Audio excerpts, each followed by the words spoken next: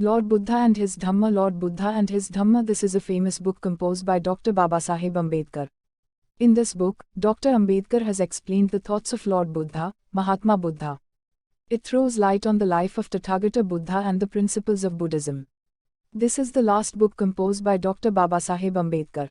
This book is the scripture of Buddhist followers and is used by them as a sacred text. This book is very important all over the world and mainly in the Buddhist world. This book is originally written in English under the name, The Buddha and His Dhamma, and has been written in Hindi, Gujarati, Telugu, Tamil, Marathi, Malayalam. It has been translated into several languages, including Kannada, Japanese, and more. Famous Buddhist scholar and bhikkhu Dr. Bhadantanath has translated this book in Hindi. Dr. Babasaheb Ambedkar has mentioned that it is necessary to read his 3 books to know his thinking of Buddhism: 1. Lord Buddha and His Dhamma, 2. Buddha and Karl Marx, and 3. Revolution and Counter-Revolution in India. 3. There is a statue of Dr. Babasaheb in a Buddhist monastery in Britain, and there is the book, Lord Buddha and His Dhamma, in the hand of Dr. Babasaheb. This book was first published in 1957 after Babasaheb's Mahaparinirvana, the 6th of December 1956. Again in 1979 by the Education Department of the government, Dr. Ambedkar's Complete Writings and Speeches was published in 11 parts. Ambedkar's purpose of writing the book: to write this book, I urge that it is a different task. In 1951, the editor of Journalism of the Mahabodhi Society of Calcutta asked me to write an article for Vaishakh Buddha Jayanti. I wrote the article, and in that article one argued that Buddha's Dhamma is the only religion that can develop Indian society by awakening it with science. I have also told that Buddhism is the best religion for the modern world, which he will take this world forward by providing happiness and peace while developing it by increasing scientificism. The essence of Buddhism is science. The literature of Buddhism is so vast. Anyone can read about this Buddha Dhamma in its entirety. Because of this, it increases the speed of development. Upon the publication of this article, I received several phone calls, written letters and address received, and everyone asked me to write this book, Buddha and His Dhamma. Hindi version. The translator of this famous book, P. Dr. Bhadantanath 1905-1988, was going from Bombay, now Mumbai, to Calcutta in 1958 to go to Thailand. A copy of The Buddha and His Dhamma was provided to him at the station. On reaching Calcutta, he read most of it and started translating.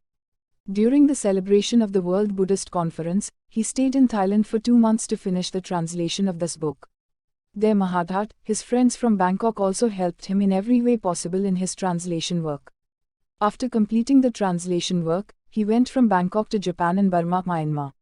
He came to India from Burma and left for Sri Lanka in the month of 1959. When the original English book The Buddha and His Dhamma was first published in 1957, it was welcomed all over the world along with India and many Buddhist countries.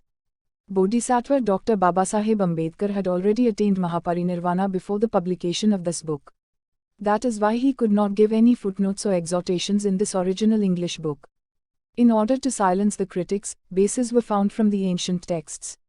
Bhanteji Kausalyayan prepared footnotes by looking at the original Pali texts in Sri Lanka and prepared the English translation and added it to the English version. Thus the authenticity of this great book has been proved. In 1960, Bhanteji came to India during the university holidays. The manuscript of Lord Buddha and His Dhamma was with him. He went to Mumbai and asked Justice R.R. Bhole, then President of the People's Education Society, where I have translated Babasaheb's book. You arrange for it to be printed. After getting people to read, here and where I am satisfied, and I assure that this book will be published soon. Its first Hindi edition was published in 1961. Since then many versions have come out of it. Bhanteji has also translated this book into Punjabi language. When this book reached Taiwan, the officials of the corporate body of the Buddha Education Foundation, Taiwan, have expressed their desire to distribute it without any cost by publishing its Hindi and English versions. Indian Buddhists are extremely grateful for this commendable pious work of theirs. May all power be happy. Introduction. The book contains elements of Buddhism as an answer for modern students. The author listed 4 questions and answers. 1. The first question is in relation to Pravrajya, a major event in the life of Lord Buddha. Why did Lord Buddha take Pravrajya? The traditional answer is that he took Pravrajya because he saw an old man, a sick person and a dead person. Obviously this answer is not going to impress. Lord Buddha took Parivraja Limited at the age of 29. How can it be that he had not seen these three places before? These are common occurrences by the hundreds. The correct answer is that the life of Lord Buddha was generally full of happiness and prosperity. The difficulties of external life were not there in his life. But when Lord Buddha saw these incidents, questions arose in his mind about these sorrows. He was deeply saddened by these incidents.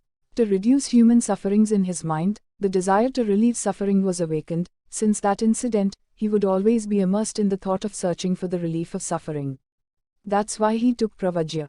2. The second question is the Buddha's teachings created by the Four Noble Truths is a core part. This doctrine is considered to be the root of Buddhism. Life is sorrow, death is sorrow. How? The answer is that human life is full of sorrows, and these sorrows can be remedied. If there is a cause of suffering, then there will be prevention, and there will also be a way of redress, and through this path human can attain happiness. Lord Buddha is the first person to tell this principle. Due to this principle, the people of the world moved towards happiness by following the path of liberation from suffering. The people of the world have started walking on the path shown by Lord Buddha.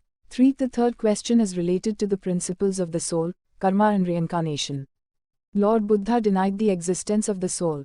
How? Lord Buddha has a simple principle that in this creation there are all kinds of creatures, animals, birds, humans, and nature, which have their own chakra, which is governed by the rules of creation. There is no importance, fact of thoughts like soul, divine, salvation, rebirth in it. If there is life, there will be death. If there is birth, there is death. There is no heaven or hell of any kind. Life and death is the cycle of nature itself. 4. The fourth question is related to the bhikkhu. What was the Buddha's thinking in becoming a bhikkhu? Bhikkhu was created to be a perfect man, or was created to serve the people and be their friend, guide. What was the purpose of the Buddha to make a bhikkhu a social servant? This is a very real question. Buddha created a bhikkhu so that he could spread his humanistic ideas to the whole world. May the misery of the whole world be shown the path of new light of happiness and can lead human life on the path to free it from misery.